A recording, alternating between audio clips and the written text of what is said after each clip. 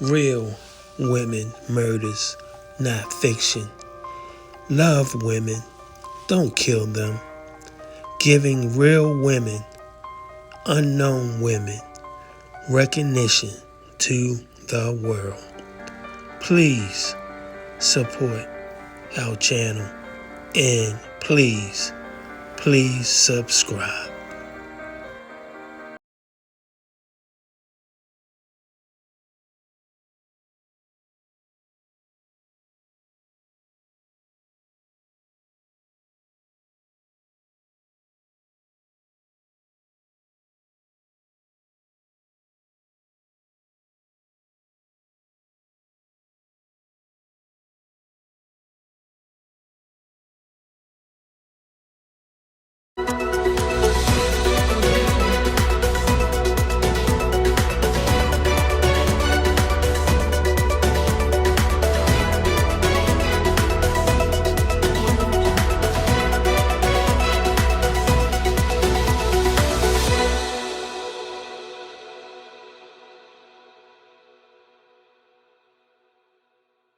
Jay, thank you for joining us. All new at 11. Domestic violence cases have increased dramatically since the pandemic. Experts say it's up about 30%, both around the globe and here at home. Since Friday alone, 2 violent incidents involving gunfire containing elements of domestic violence, with one man in Lee County, Alabama, being shot to death. Newsletter 9's Anaya Spraggs has been talking to experts about it today. And she joins us live tonight from our newsroom. So, Anaya, why does domestic violence so often go unreported? Well, Barbara and Jason, experts say many victims are often afraid or even embarrassed to report that they have been abused. But as many of these cases turn deadly, they encourage more people to speak up before it's too late.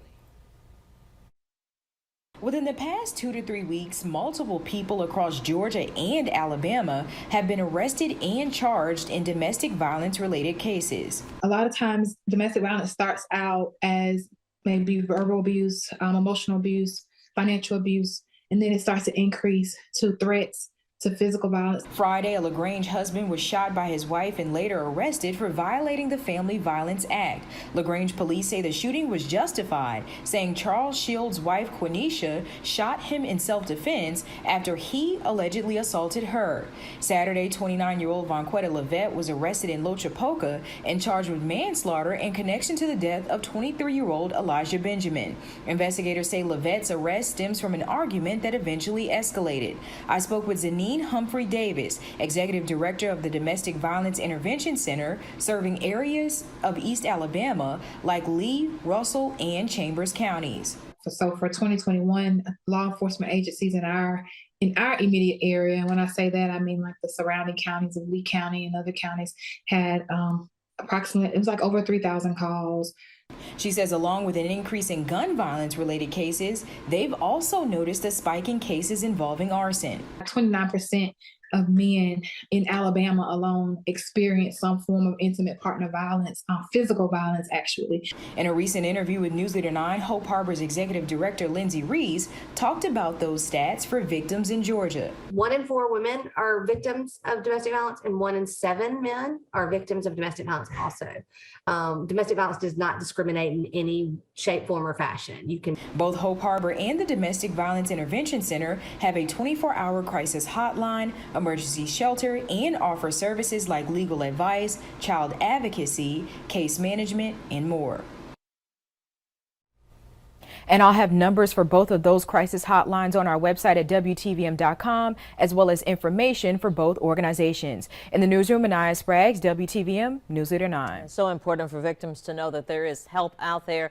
Anaya, thank you so much for the live report.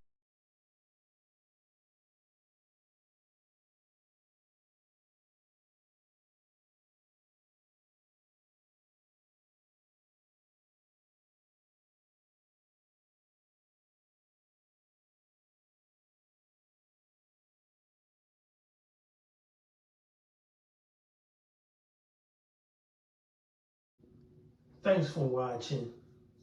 We appreciate you. Please subscribe.